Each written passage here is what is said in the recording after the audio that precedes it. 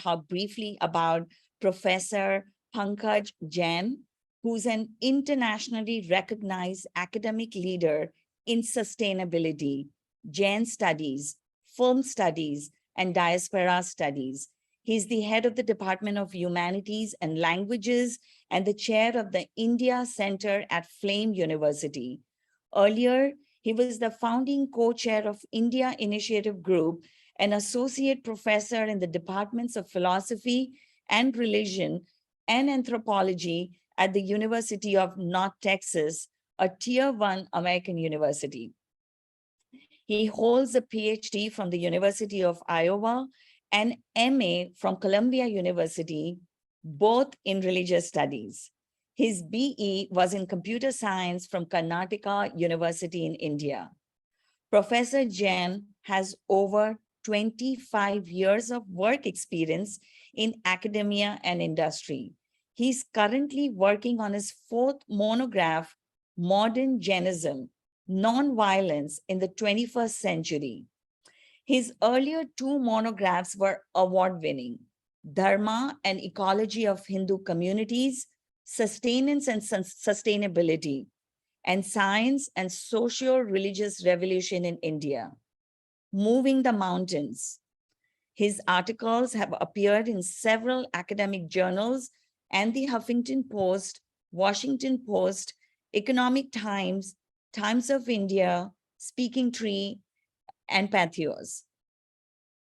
That's quite a resume, Dr. Jain. And our respondent for today is Dr. Cybelle Shattuck, who is an associate professor at Western Michigan University with a joint appointment in the Institute of the Environment and Sustainability and the Department of Comparative Religion.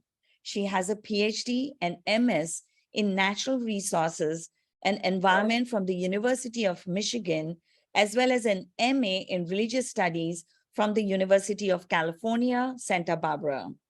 Her most recent work, Faith, Hope, and Sustainability, The Greening of the U.S. Faith Communities, explores environmental activities undertaken by congregations.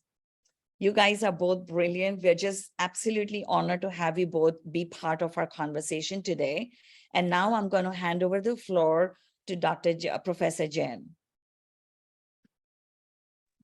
Thank you, Almas. Thank you, everybody, for joining today. I'm right now it's 2:39 a.m. from India, so if I look a bit sleepy, please don't mind. But this topic makes us lose sleep. I guess many of us have lost sleep. The topic is very relevant. The topic is a burning issue, as we all know. As we look around the world today, the world is literally burning up in flames. Many parts of America, many parts of Europe, and many parts of Asia. So hopefully we all can continue the conversation with some input, some insights from ancient traditions of India. And I would like to share my screen. Basically, mostly I'll be focusing more from Hinduism today, but when we speak about Asian traditions, it's really hard to make boundaries between Hinduism, Jainism, Buddhism in India, or boundaries between Shinto and Buddhism in Japan, or boundaries between Taoism, Confucianism, and Buddhism in China, as we all know very well. Especially those of us who study Asian traditions, we know that many of these traditions have given and taken from each other over centuries, over millennia, really. So the title of my talk today is Dharma of Sustainability, Sustainability of Dharma. Can Dharma help in sustainability? Is sustainability been part of dharmic traditions for millennia? This is overall theme of my talk. So if you look at, like I already mentioned or already alluded to, the environmental problems in the world, and especially in India, where I'm sitting right now in Pune, in Maharashtra, we know, as many parts of the world elsewhere as well, there is an assault on land here, there is loss of forest, there is industrial pollution, reminds us of what was happening in Pittsburgh in 1940s. Unplanned urbanization and industrialization has been happening because of the less resources and huge pressure of population. Large-scale projects are happening across India with huge dams and so on. And rehabilitation of the displaced remains a challenge because of limited resources. River pollution in India is also a phenomenon which reminds us of Ohio's river fire in 1960s and population explosion and consumerism, as we already know about many parts of the world, and especially in India, population explosion. With these problems at hand in India, another way of looking at it could be seen from the 80-20 problem in the world. What is 80-20 problem? 80-20 problem in the world is that 80% of world's resources are used by 20% of world's population. So the 80% of the forests, water, and so on are really used by rich communities within India or rich countries of the world. So those of us, and I'm a US citizen, so I'm part of it. So those of us who are US citizens, so those of us who live in the US or in European countries, we are the major consumers of the world resources. So we consume and we send the trash back to so-called third world. So this is part of the problem. What happens in third world countries such as in Asia and Africa, we are also partly responsible because we have been responsible for the destruction of forests in many of these parts of the world. So that's another perspective to look at what is happening in India or any other developing economy. Other perspective to look at when we discuss about Indian issues or Asian countries is an index called GreenDex. This is the GreenDex is Green Index that was designed that was used by National Geographic magazine in the US. And when they measured the carbon footprint of India and China and Brazil and many European countries, US, Canada, Australia, what they figured out is that India has been the greenest economy, especially between 2008 and 2014. And after that, they stopped measuring this GreenDex for some reason. So what National Geographic came up with are the 4 major parameters in which India continues to be the greenest. How? In terms of housing, almost entire majority of Indian population still lacks central air conditioning, central heating, central 24/7 hot water, or the dwelling sizes are still very limited house, smaller houses, and the central or the appliances that we take it for granted, for example, sitting in the US, microwaves and dishwashers and so on, huge refrigerators that we all have, French door and 2-door, 3-door refrigerator. All of these things are still missing for the most part for the majority of India. Housing, transportation, ownership rates of cars in India are still at a very, very low percentage. Average usage of motorized vehicle, even if people own these cars, their average usage of these cars is very limited. People still prefer to use public transport or even walking or bicycling rather than driving each day for commuting. So length of daily commutes is much less compared to other major economies of the world. Then food, consumption of locally produced foods remain still at a very high percentage in India. And the relative consumption of bottled water, meat, and seafood remains at a very, very low percentage compared to many other economies and many other countries in the world. Consumer goods, everyday consumption of big ticket items remain very low in India. So from these four parameters, National Geographic came up with this GreenDex, and they measured the carbon footprint of these major economies and figured out that Indian carbon footprint remains at the lowest level compared to Australia, Brazil, China, of course, US and Canada and European countries. So why is it that even with the fastest growing economy in the world, even with that, why Indian consumption of meat, Indian consumption of cars, Indian consumption of big houses and housing resources remain at a very low end? Why is that? That's the question. Even with environmental issues, even with this such huge population, per capita carbon footprint of India is at the lowest level compared to China, Brazil, and many other major economies. In 1980s and 90s, several economists came up with this word called the Hindu rate of growth. There is something about Hinduism that limits the consumption rate of Indians, which is slowly changing as we speak, but especially in 80s and 90s, the consumption was even less compared to today. So that was one major term that was coined by economists in 1980s and 90s. Now, if you look at this Hindu rate of growth, or what we might now call as Hindu rate of consumption, which makes Indian carbon footprint still very less compared to many other major economies of the world, what could be the reasons? How the cultural traditions of India, and when I say Hindu, I'm including the indigenous traditions of India, many centuries, all the major traditions, even from outside the world, have been part of Indian culture. So if we combine Indian cultural traditions' impact on consumption, we might look at some of the major features, such as the dharmic teachings. For example, there is in ancient traditions of India, in especially Hinduism, there are these ideas such as Panch Mahabhutas and Ishavasam. These are Sanskrit terms. Panch means 5, which gives us the word fruit punch. Punch means 5. Fruit punch is supposed to have 5 different juices, which we don't really get from Kroger's or Indian or American grocery stores, but technically it's supposed to have 5 juices. So punch is 5, Panch Mahabhutas, great elements. So 5 great elements, and Ishavasam. Ishavasam means that every particle in the universe is divine from Hindu perspective. Similarly, every particle of the universe is divine because it has Buddha nature from Buddhist perspective, or every particle of the universe is divine because it has soul from Jain perspective. So these are the 3 indigenous traditions, ancient traditions of India, indigenous ancient traditions, Hinduism, Buddhism, and Jainism. They celebrate every particle in the universe because it is potentially divine, it's already divine. So because the entire universe is divine, because every particle is divine, air is divine, water is divine, earth is divine, fire is divine, and even space is divine from Hindu perspective.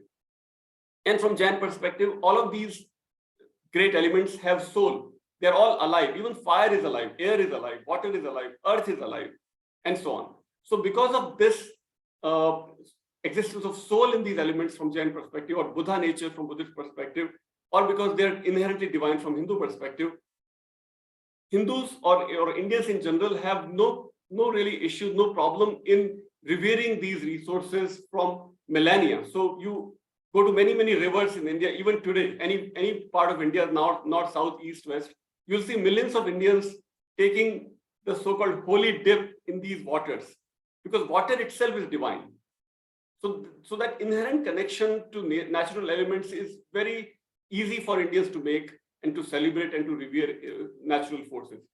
Now, now this divinity is not just outside, but these 5 elements that are in the universe are also part of the being of every person, every living being in the universe. So there is a bond between internal senses, the nose, the eyes, the ear, and so on, and the external elements, the earth, the fire, and so on. So this inherent connection between internal being and outside nature is given in the psyche of Indians for millennia, because of these elements, these ideas such as Panch Mahabhutas and Ishavasam. So divinity is omnipresent, and it takes infinite forms. So there is no hesitation or no reluctance to assume or to revere rivers such as Ganges, not just Ganges, but Ganga, Indians call it Ganga or Ganges, Yamuna, Kaveri, Narmada. All the rivers of India are inherently goddesses, inherently mothers. Earth itself is mother, and earth itself is goddess. Cow is mother, and cow is goddess, and so on and so forth. Earth itself as Devi, as I mentioned. Earth also as mother goddess. Then there are 2 major other ideas called dharma and karma.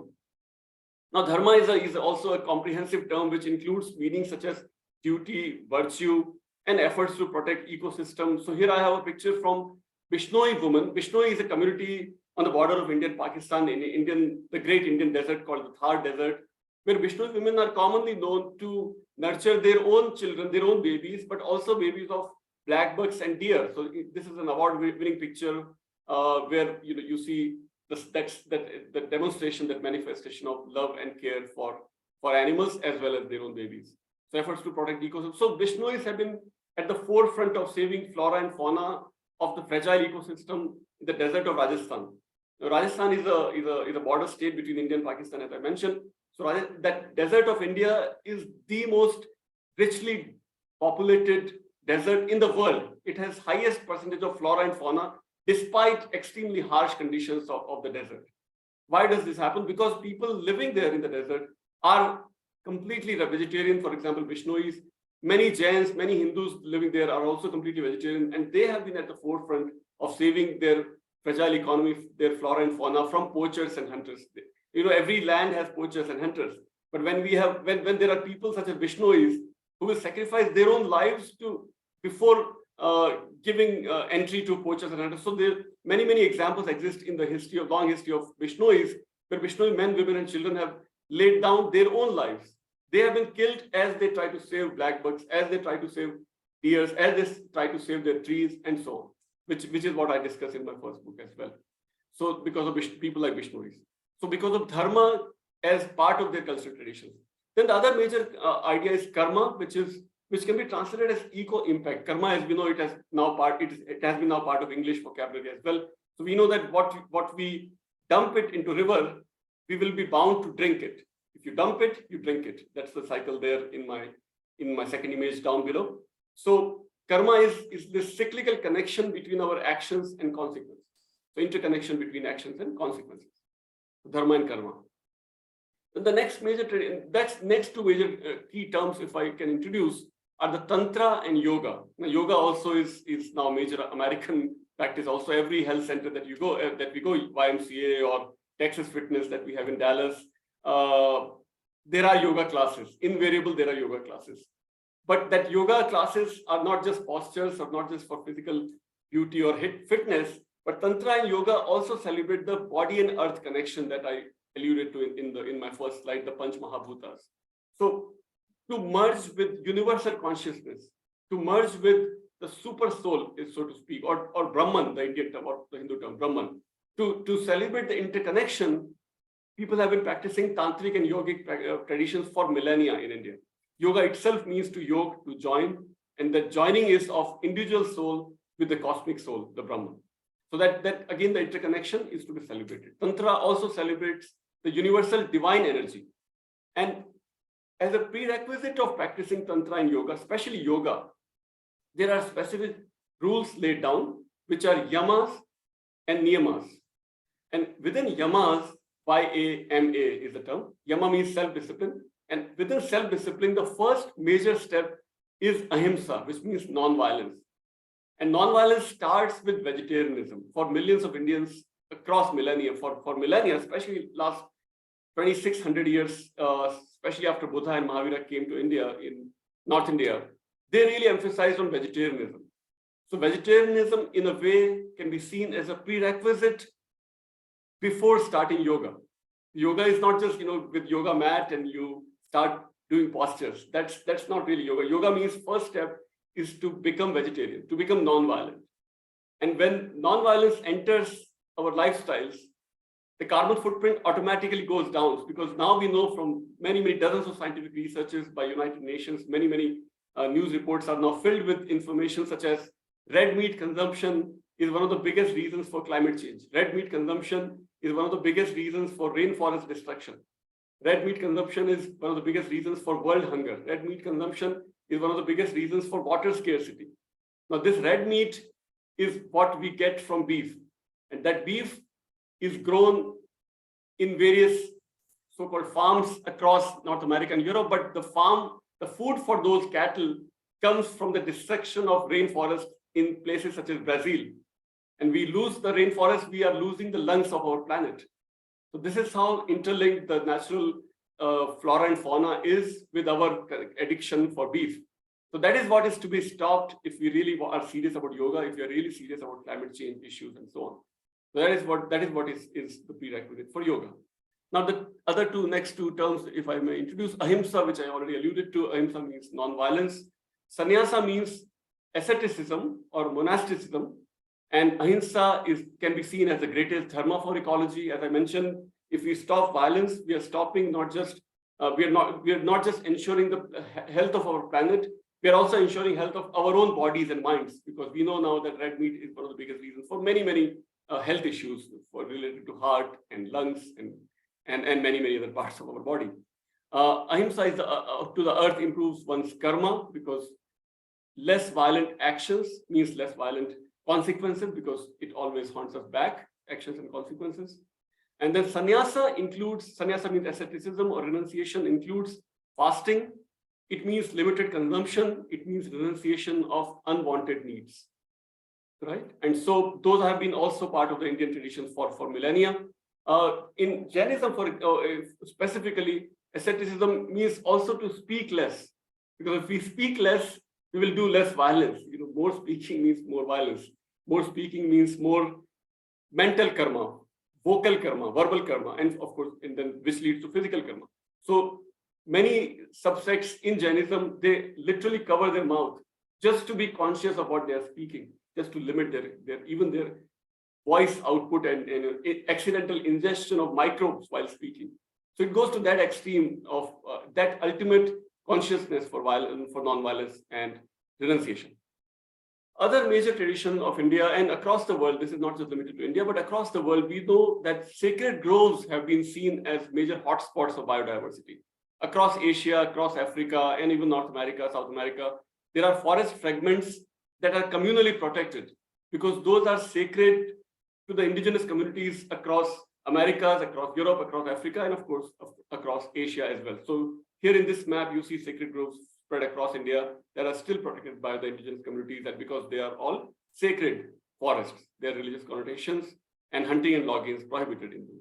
Bishnois, I already mentioned, as they've been practicing their tradition for now five centuries. There are many examples. The tree hugger world in America, which is sometimes taken as in a lighter vein, but tree hugging is a very serious practice in India that was started by Vishnoi men, women, and children in early 18th century that became a major movement in 1970s called the Chipko movement in Himalayas. Chipko literally means hugging the trees, and that is how thousands of Himalayan trees, indigenous trees, were saved from industrial pressures. So Vishnois have this long tradition of tree hugging, which became a practice in 1970s in India, and that's how trees are saved. Then there is another community called Swadhyaya Parivar, and they have built their own new sacred groves, and they have established new rainwater harvesting, for example, and they were given Templeton Prize in 1997 by Templeton Foundation for their innovative experiments, innovative projects to save the cultural and ecological traditions across India. Then example of Gandhi can also be seen as in environmental ecological light, because his whole life can be seen as a treatise of ecological consciousness, his simplicity, his small meal of fruits and nuts, no egg, no meat, no seafood, his self-reliance of making his own clothes rather than depending on industrial output that was coming from British textile mills, his abhorrence for waste. There is a story that once his son loses a piece of pencil, and Gandhi is very self-repentant that what did I do wrong that my son doesn't realize the importance of a small piece of pencil. His daily walking meditations, almost in the line of Buddhist meditation, his practice of non-violence, ahimsa, which became a major socio-political tool by his movements. And then, so in a way, dharma can be seen as an overlap of religion, physical characteristics, and ecology, and human duties.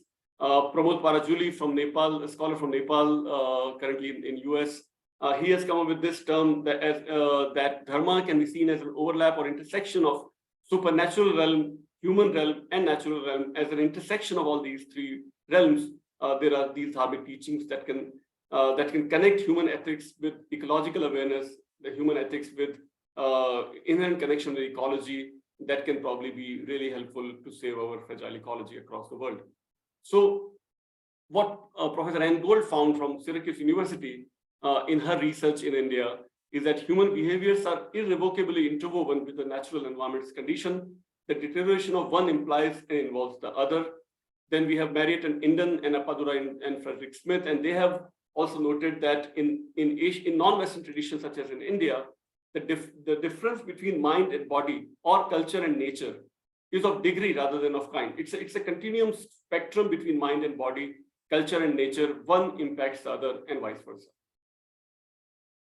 And I hope I have taken my time. And so this is the final slide, in which I'm showing my first book, which was based on my PhD research with Vishnois and Swadhyayis and the sacred groves across Rajasthan, Gujarat, and Maharashtra, where I found many examples of what I presented theoretically. I saw on the ground where people are doing practical things to protect their flora and fauna. So I'm happy to listen to the response by our colleague, and if there are any other question answer, we can take a further discussion. But my presentation ends here. Thank you.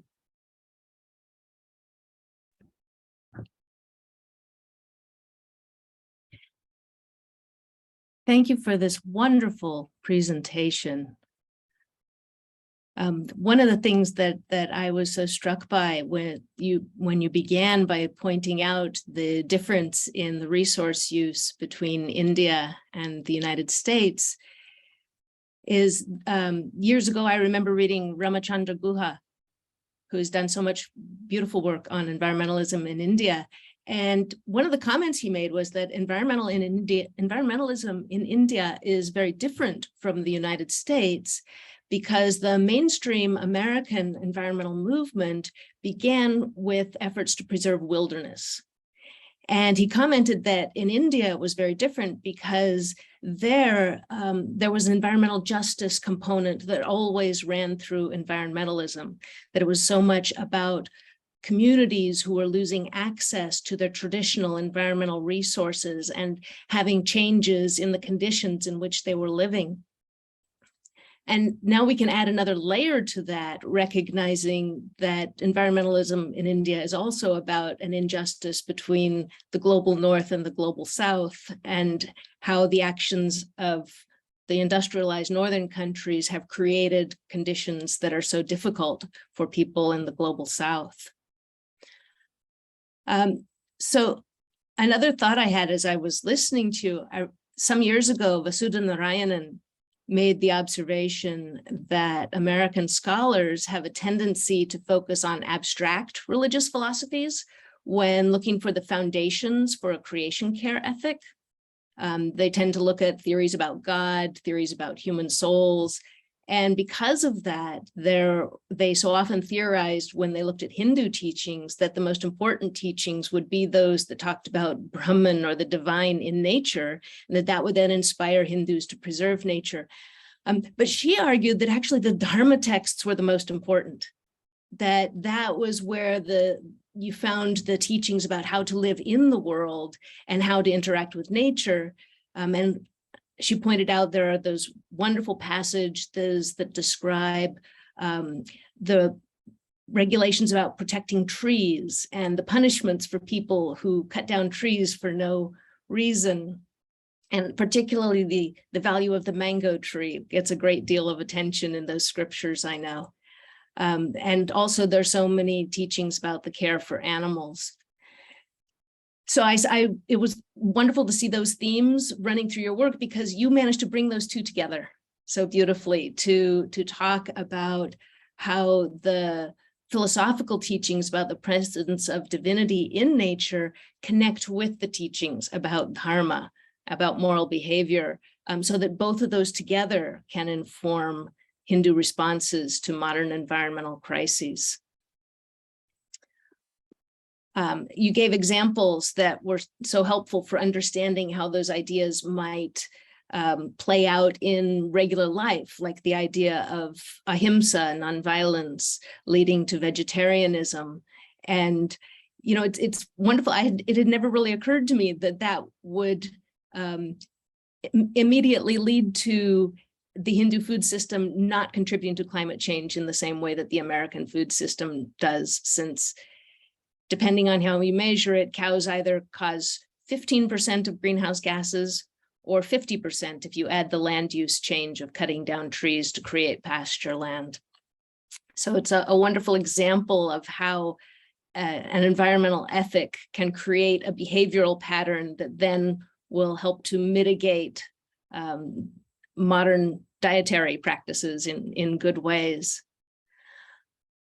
It kind of makes me think too, as you were talking about the ascetic traditions and how the renouncers and even somebody like Mahatma Gandhi, who simply applied those in his life, how that creates such a model for people of what a moral life looks like, even for a politician. And that simple living could be the public ideal. And so I found myself thinking, what if the Kardashians decided to live simple lives? How would that change American society? How would that motivate and other famous people, if more of them would live simply instead of having private planes and multiple homes and practicing all of this conspicuous consumption, what a different place the United States would become. It's lovely to have traditions where that ascetic lifestyle is still held up as a model. Listening to this, and coming back to these ideas, two questions I would like to ask if you could expand on.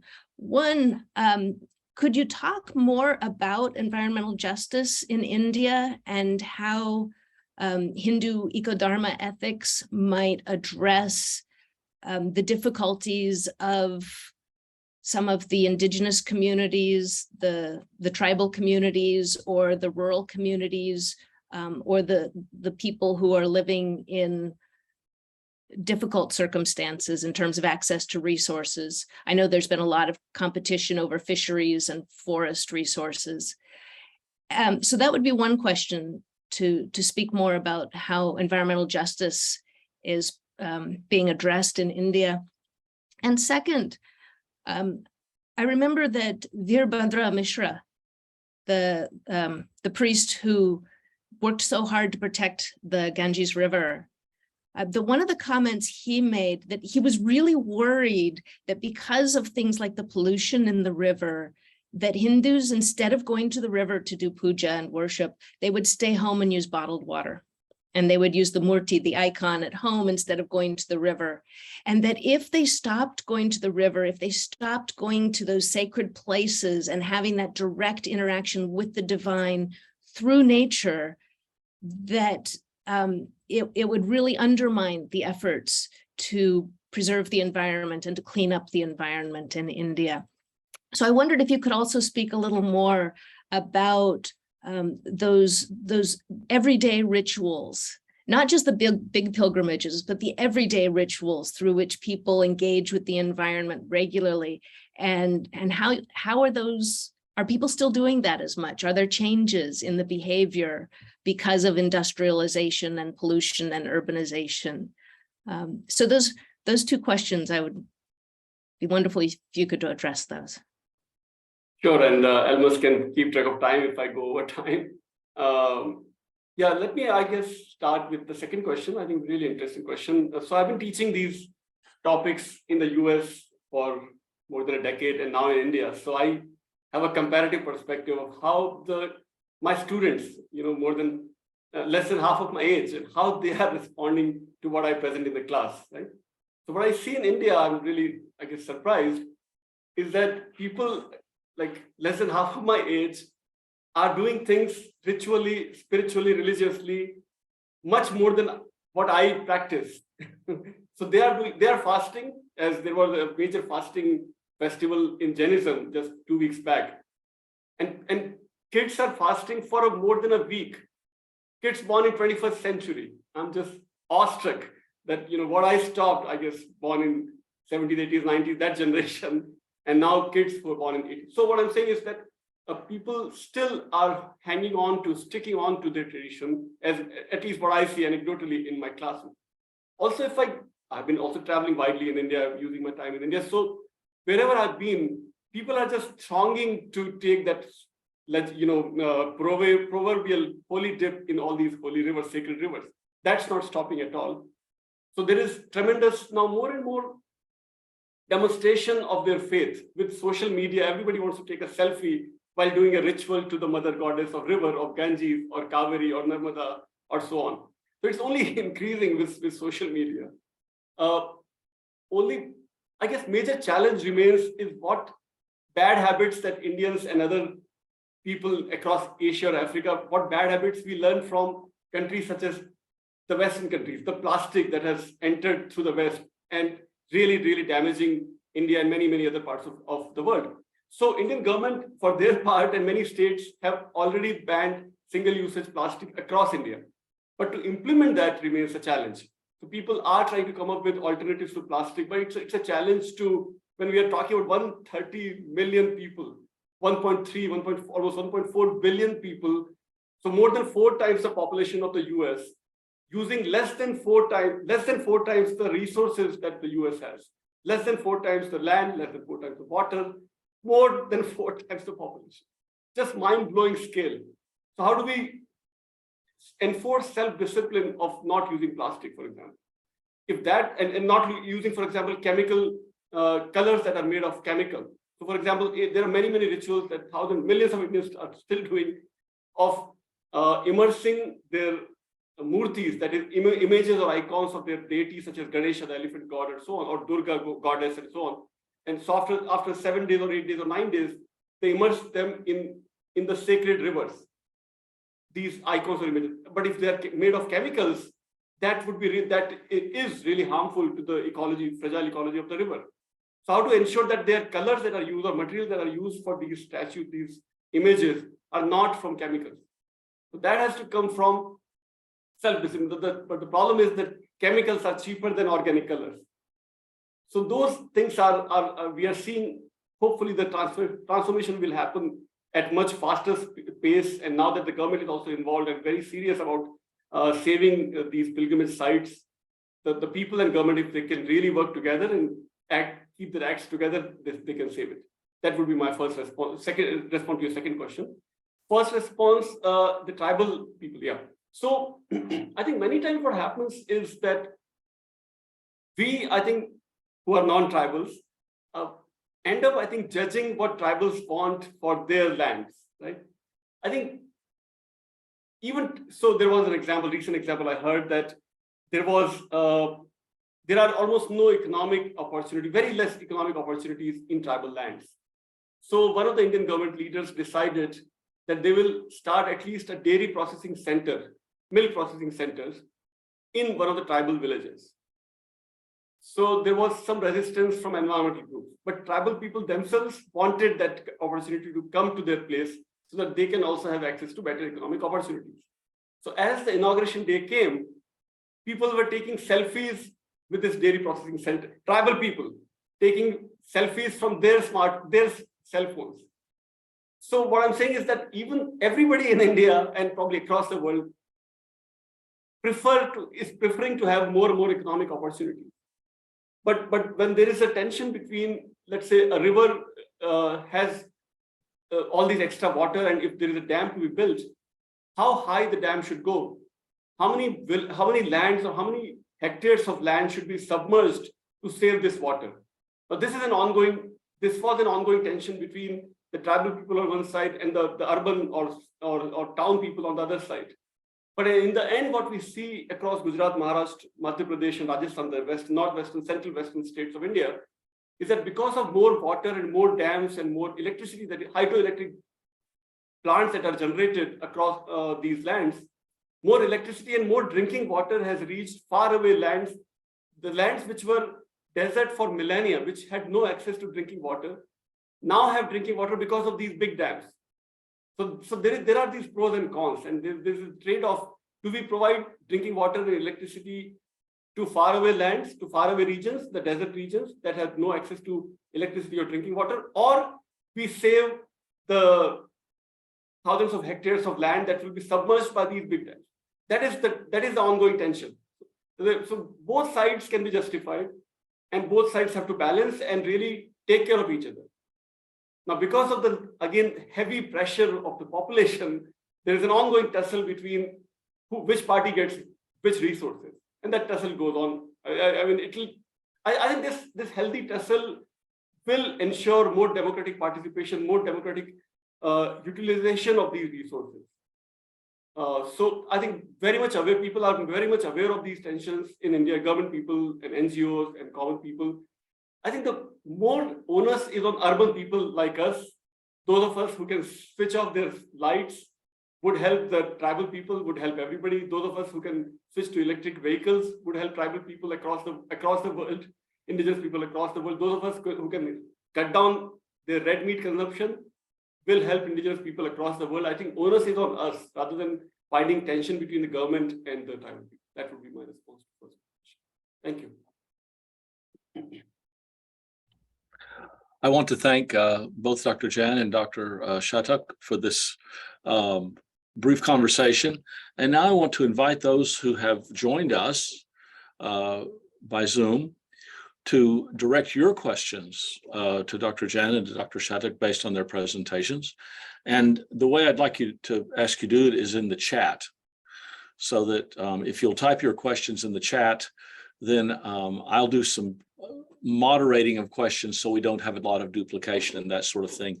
And that will also give you a chance to think about what you exactly want to ask.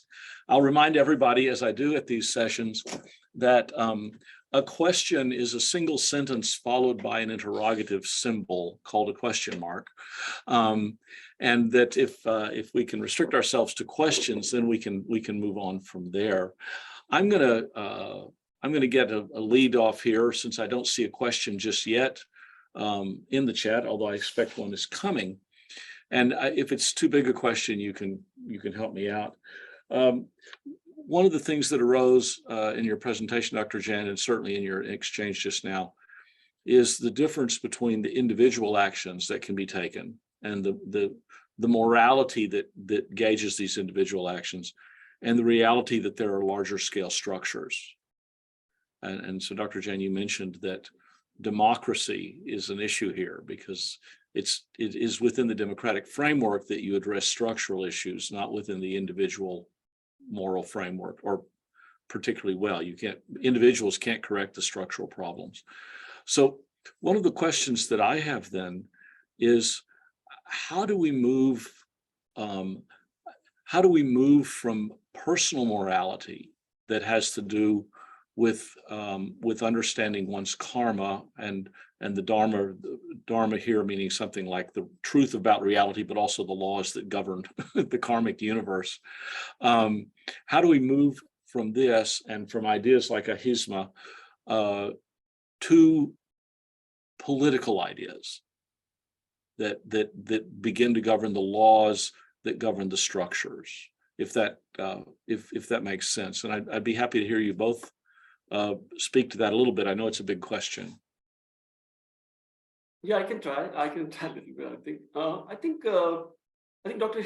Shattuck already, kind of alluded to that if we, especially in Indian tradition, there is a saying that maybe it's across the world, that there's a saying that there's an ancient saying that Raja Kalasya Karanam in Sanskrit, which means that the emperor is the cause of the time, in a sense that the emperor creates history, or emperor creates a society. So if the emperors, I think I would include political leadership, intellectual leadership, the media, the social leadership, the academicians like some of us. If we can practice what we preach, if we can live by the role model examples, if we can stop those of us, not us, but some of the political leaders who are flying their private jets and talking about climate change, and if they and we can live by these principles, I think that would help spread the socio-political awareness among the leadership of the societies across the world. And that would, I think, give a better message for the people to follow also. I don't know if that makes sense. Certainly, I'll just ask Dr. Shattuck to speak to this as well. Yes, what Dr. Jain just said connects beautifully with what people in the congregations where I've done field research have talked about. They've so often said, we need to walk the talk. If we're going to ask our politicians to change things, we have to demonstrate we're willing to make the changes too. So we're going to be more effective if we say, hey, we want renewable energy, if we can also reduce the energy use in our house of worship, in our homes, so the renewable energy will be sufficient to meet the needs that we have. And so I see a lot of people saying, we need to do both of these, right? Both make the demands publicly as a community and speak up to say climate change is a moral issue. There are justice issues here, but also to say, and we're willing to make the changes in our own lives so that it can happen. Okay, thank you. So we do have a question that Ali Asghar Ali Bhai would like to ask, and go ahead. Why don't you jump in? Just unmute yourself. Thanks, Dr. Han. I'm sorry, I was still typing a long question, and I thought that it might be easier if I do it verbally. But thank you, Dr. Sometimes it is, yes. Yeah, thank you, Dr. Jain, and thank you, Dr. Shattuck, for your response and for the wonderful paper. I was actually just more interested in, this is something that has just baffled me of someone who visits India a lot, is that the idea of vegetarianism makes so much sense, and some of the ideas, especially in Jainism, of environmental justice and the care of the environment. And then you see kind of the need for globalism and capitalism and to create a strong economy for India. And what has baffled me always is the leather market. And I don't understand how India can be the second largest sort of exporter of leather in the world economy. And the main consumers are Germany, the United States, and obviously Western countries that sort of create this problem. But I guess the question I have is how do they create the get around for kind of finding, or the balance between, you know, becoming the world's largest rising economy and at the same time, and you spoke obviously about this a lot, but then trying to find sort of economic justice in things that really seem to be quite in conflict with the Dharma, especially in terms of like the leather market, for instance, and other things that, and it's not more, it's, I guess the get around is kind of like, why is there not like this large opposition to it? Or, as we see in other sort of cases of sort of beef consumption, for instance. And this is just something that has baffled me personally in sort of understanding the great concept of environmental justice that seems to be prevalent in India versus the need for the global sort of the need to join the global economy. Thank you, Ali. Yeah. So the issues are baffling for not just for you, for all of us. The entire world is baffled with such issues, and there cannot be, you know, clear-cut answers. There cannot be shortcut answers. We all have to deal with it. Political leadership has to deal with it across the world. And like you, I'm sure you're already aware, Mr. Ali Bhai, that you know, leather export probably is helping the livelihood of thousands and thousands, probably millions of people who come from that social segment of India. So one cannot, you know, deny their livelihood. That's what makes their life possible, right?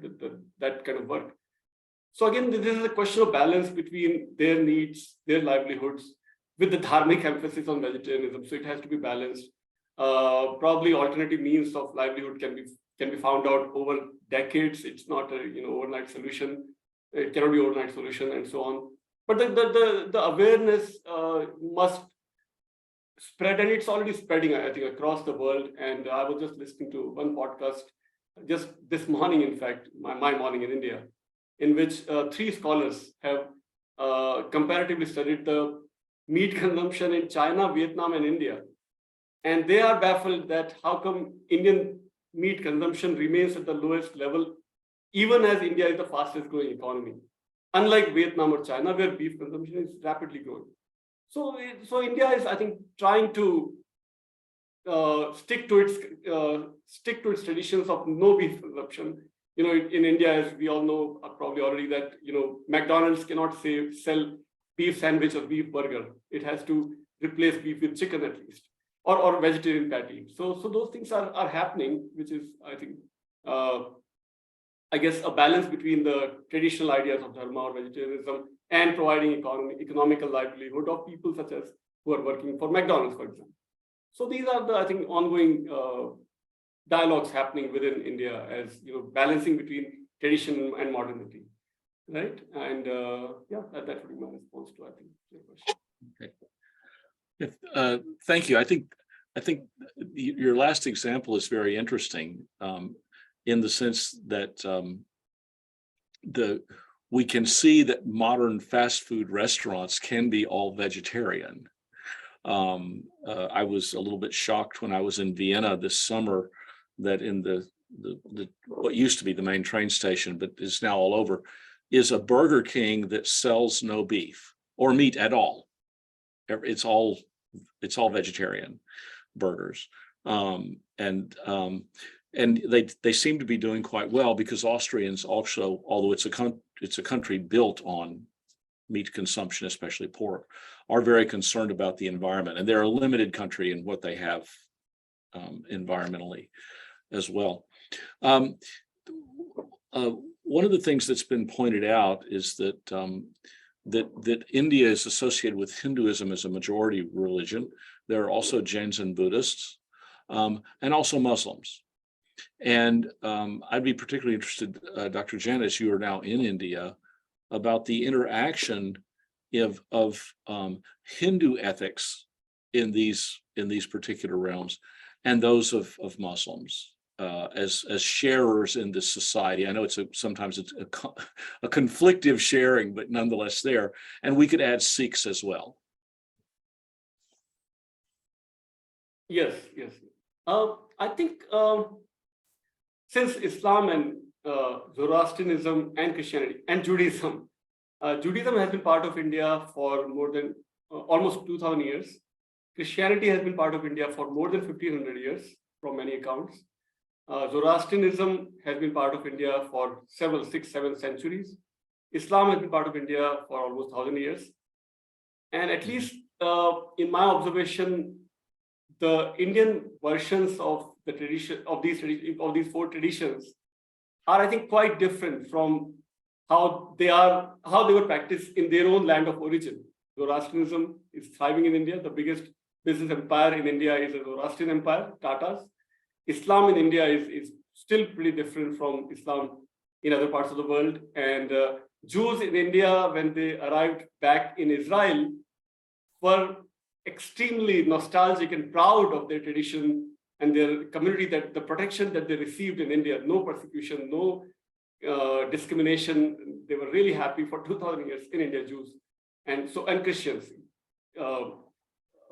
St. Thomas tradition in India goes older. It's an older Christianity than European Christianity. So these 4 traditions that came from outside to India, but they have thrived and flourished and still are vibrant traditions across India. So my point is that these traditions that they have been part of India cannot be, I don't think they can be untouched by the overall ambience of India, which is coexistence, diversity, tolerance, acceptance.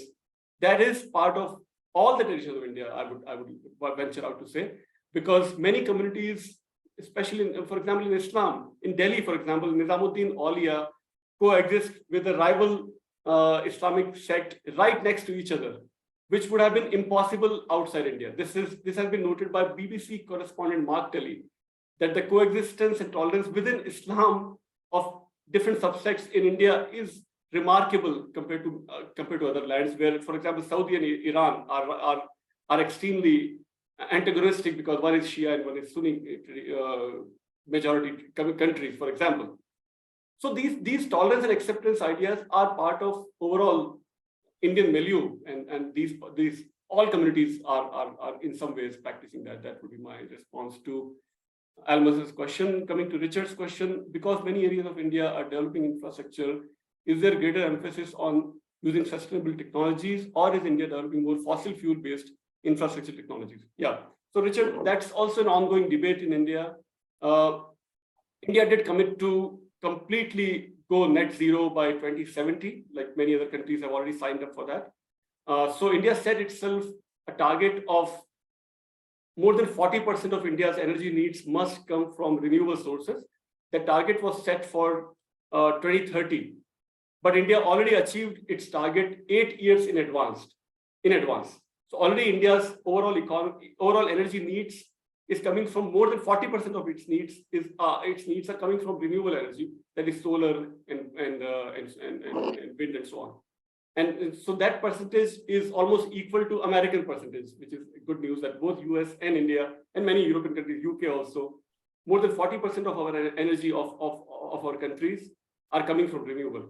But it has to, we all have to, I think our governments have to, our industries have to pick up the pace, and we have to achieve the 100% goal of completely renewable. And so the cost remains a factor because many parts of the world, coal remains the cheapest energy source, for example, in China and even in India. So as renewable energy becomes more and more cheaper, I think India is just hungry to embrace renewable at all levels, political level, industry level, corporate level, and even at consumer level. We're just waiting for cheaper solar panels to install at all our homes, at colleges, offices. I also understand that there are many people in India who are very creative about figuring out how to turn bicycles and bicycle rickshaws into electric bicycles, and they're being manufactured in India at a very affordable price. So that's transforming transportation into an electric vehicle market that we don't even have access to over here. Yes, Right. The hottest vehicles that are selling in India today are electric scooters, two-wheelers, and four-wheeler, which is completely electric vehicle, 100% EV, which are manufactured by Zoroastrian Empire. What I alluded to, Tata's. So Tata's Nexon is the hottest selling SUV, completely electrically charged. The chargers are now available on my campus right here where I am in Pune, and so it's really spreading. This awareness to switch to electric vehicle is really spreading like wildfire in India. Yeah. I'm looking around to see if there are other questions. If not, I want to jump in with my own. I just told Almas I always have questions. And one of them, I lived for many years in Malaysia at a time when it was trying to develop as an industrial economy and move from being primarily agrarian. And one of the fraught aspects of this was exactly what's been brought up earlier, the participation in the global economy, which often looks for things like exports of leather, right? Something easy to do, or the exports, or the way in which the Brazilian rainforest and parts of Malaysia too, rainforest is being turned into palm oil plantations, and then the palm oil is primarily a form of cooking oil that's consumed in the West, not only the West, but consumed in the West. And so this interrelated structure, but let's focus on energy for a moment. The fossil fuel industry is old, but we know it's deeply, deeply problematic. No matter how clean it gets, it's never going to be clean enough. But the alternatives, which are vast amounts of solar, have their own problems. Wind energy has its own. I was recently sailing in the North Sea, and I can tell you that wind farms are not environmentally attractive, and sailors hate them because you can't sail through them. So that does leave nuclear power, and there's typically those who are concerned about the environment have a deep allergy to nuclear power because of its catastrophic effects if things go wrong. I wonder if within the religious tradition of Jainism and Hinduism more largely, there's been ethical thinking about various forms of available power that can be harnessed. Yeah. Yes, thank you for that question. Like I think I alluded to in Jainism, for example, in Jainism, the fire is considered as living, fire is considered having fire-bodied beings, which means fire also has soul. If fire has soul, the way I interpret it is that if I replace fire with energy, all forms of energy are like forms of fire in a way. So my own effort always is to minimize my energy consumption, my energy footprint should be as less as possible. So, and then if I connect with larger Jain community, I've seen that thousands and thousands of Jains across the world now. There are 100,000 Jains in US as well, as I mentioned in the beginning. So Jains have been very, very aware, very conscious of not at all using any energy after sunset. Your dinner must be done by sunset. All your reading must be done by the sunset. After sunset, just spend time in maybe meditation, chanting, and so on. But minimize your energy usage after the sunset. I think that's a very ancient practice within Jainism, and I think that connects so well now with minimizing our energy footprint. And that includes all forms of energy. That would be my response from Jainism. I think this is fascinating because what occurs to me is this idea that fire is represented or becomes representative of all forms of energy would also be found in Orthodox Judaism. And the idea of turning off the power. I'm just imagining a nightly Sabbath in which you don't use any fire, as opposed to a weekly Sabbath for 24 hours. That might be a rich interfaith discussion between Jainism and Orthodox Judaism as well. Yeah, Dr. Shattuck. If we don't have a question in the queue, I could ask one. Well, please. So, my research really focuses on congregations in the United States that engage in environmental work and what it takes to create a new social norm so that doing creation care becomes part of the mission of the community. Mm-hmm. But the congregational structure is a peculiarity of American religion. We have temples, we have mosques, we have synagogues, we have churches, but they're all sort of, the building has a group of people who belong to that building and are the congregation associated with that building, and you know who the leaders are, and they then have a lot of, or some influence anyway, over the perceptions of the members about their religion. And it strikes me that Hinduism is structured very differently in terms of where the centers of a community of people who share religious worship are, because so much of what goes on in the temple is going to go on whether or not people come to worship there, because the priests have a role to play in relation to the images and the daily ritual practice. So I'm curious, in the context of Hindu religious organization, who are the people with the most capacity to actually influence the way Hindus think about environment and creation care and how that connects to their religion? Yes, this has been an age-old question. Where are the centers of Hinduism? There is no one center. Every town is a center, every river is a center, every temple is a center, with no central leadership within the temple, like you noted. So in a way, I think in today's context, if I may say, I think some of the most influential Hindu leaders today are, I cannot deny but to accept, and that the political leadership remains very popular in India today.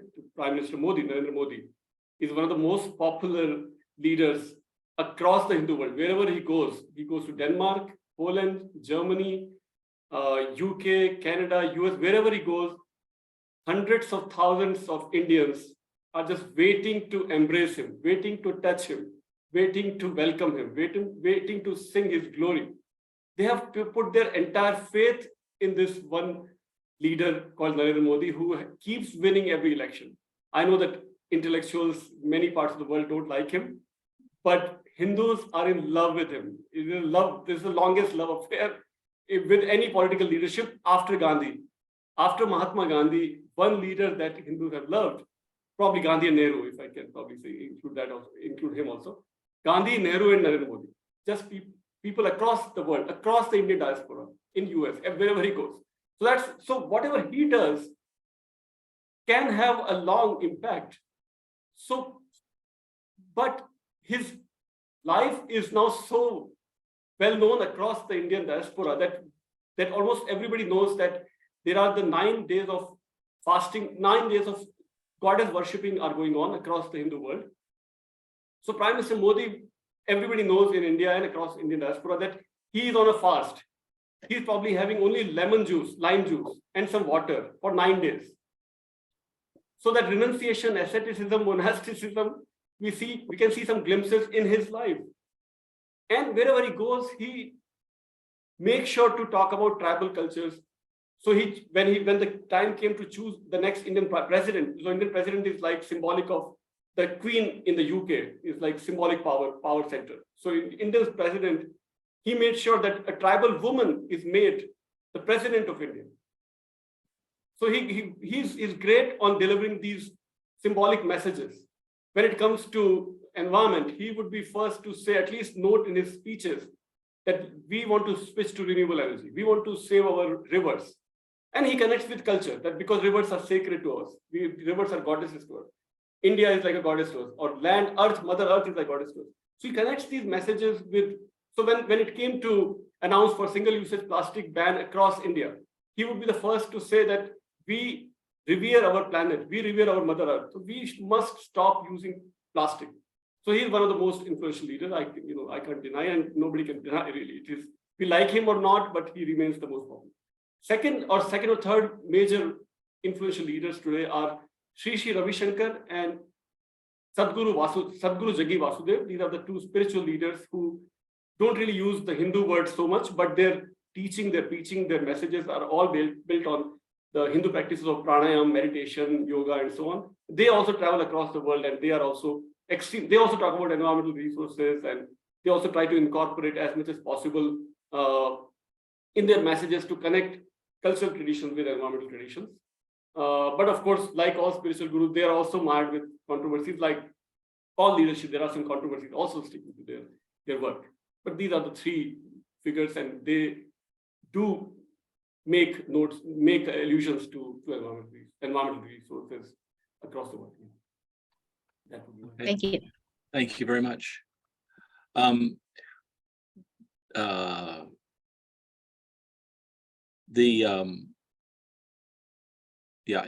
we have any other questions? Okay. I want to pursue a different kind of question and move off in a slightly different direction. Then we'll hopefully wrap things up, which gets back to the matter of individual spirituality, and the way individuals cultivate this.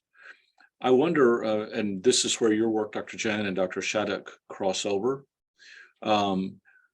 how the religious communities that are charged with fostering personal religious faith and spirituality, again, make this move into the larger society. Dr. Shattuck's mentioned how a congregation can do it, but of course, as she noted, the organizational entities within Jainism and Hinduism are not quite the same. Just for closing words, I wonder what you would say about how individuals can take these personal acts of spirituality and move them to the larger societal realm, whether this is in some form of community organizing, whether it's political engagement or something like that.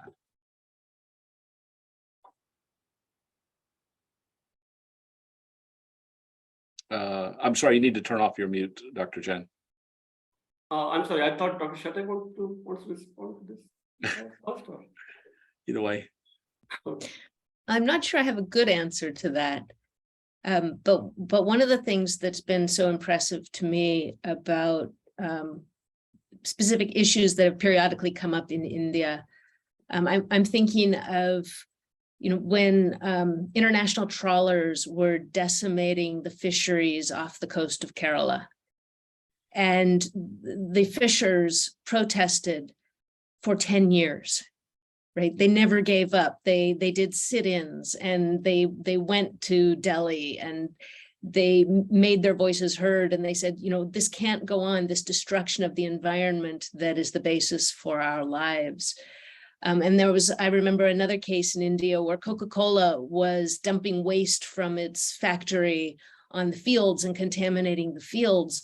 And the members of the community protested, and Coca-Cola tried to threaten them and said, we will leave and take the jobs away. And the community said, fine, right? And there was this sense that the people had courage, but also they had a sense of self-efficacy, that they could make a living without those external resources, that what was important was to protect the local resources and the land and the fish, independent of the global economy, right? And that they still, my sense was they still knew how to take care of themselves. They weren't dependent on those factory jobs yet, the way maybe we are here in the United States. And so I think that's actually a wonderful example of how people that maybe from outside the country don't look that powerful actually turn out to have extraordinary power because of the strength of the community and the sense that the community, if it has its basic resources, it can sustain itself and doesn't have to be dependent on the global consumerist economy.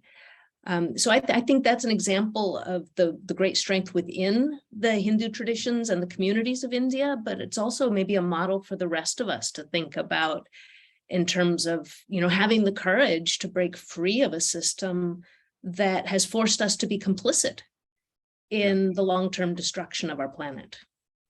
Okay, thank you very much. And Dr. Jain, did you want to add anything to that? I think that Dr. Shattuck really beautifully summarized everything. And I can probably go back to my earlier examples of Vishnois, who were the first in the world, in the history of the world, the first person to literally hug a tree to save the tree from the destruction by the local rulers, was a woman called Amrita Devi, a Vishnoi woman in desert part of India, Rajasthan, in 1730s.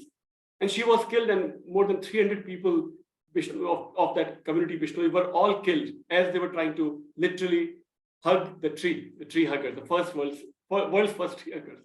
And that became a tradition for, like I mentioned, Chipko movement in the Himalayas, where thousands of trees were saved again by these tree huggers, literal tree huggers. And on and on, many such examples. Gandhi is another example, and many other examples have been. We were discussing big dams and the local needs. So because of the community's activism for decades, World Bank completely canceled its funding for a large dam and delayed it. That whole project was delayed again by local activism. And that remains a fraught issue even today in India. So there are many such examples where community and nuclear power plant, Dr. Hunt, you alluded to. There are examples in southern India, in Tamil Nadu, for example, where people have been protesting against nuclear power plants. And many times government had to back down, industry forces had to back down. In Odisha, for example, miners, large mining companies such as Vedant have to back down, because local tribal people won't give up their forests, will not give up their mountains for mining of aluminium or other minerals in those areas. So many such examples people have been demonstrating as that more important for them is nature, more important for them is natural resources, flora and fauna, not the factory jobs like Dr. Shattuck also alluded to. So there are such examples in terms of activism, but also I think more important examples are how people are living by the traditions, for example, by not switching to meat consumption or not switching to fossil fuel based automobiles, for example, or keeping their consumption low. Those I think will be the driving forces if you're really serious about saving our planet's fragile economy across the world, like I also mentioned earlier. Thank you. Yeah. Well, thank you very much. I'm going to wrap up by trying to take us back to the very beginning of Dr. Jain's presentation and the mention of karma and dharma, because what I think I'm hearing is that if people are aware of the interrelatedness of everything they do, and they are also aware of the dharma in the sense of the truth about reality, part of which is that they don't need all that stuff, right? That they are, as Dr. Shattuck pointed out, they have a sense of their own independence, their own capacity to live without the things that they've been sold. Then they can begin to both take personal actions that are meaningful and can engage in community actions that are meaningful as well, that can change the environment they're in. I'll just give a brief example of two things. We were talking in our own household here in Texas about water consumption, and I had a bit of an argument with my twin brother about water because he said, "Robert, it's cheap. Why do we use so much? Because it's cheap. Why bother with saving 2 gallons when you flush the toilet, right? What difference does it make? It's cheap." My answer to that was, it's cheap, but it's such an easy thing to not use so much of it. Just because it's cheap, you don't have to throw it away. And another conversation I had with a gentleman who installs solar panels, and he's one of the few honest ones, to be honest. But one of the things he said about the payback of it, he said, "Look, let me just be honest with you.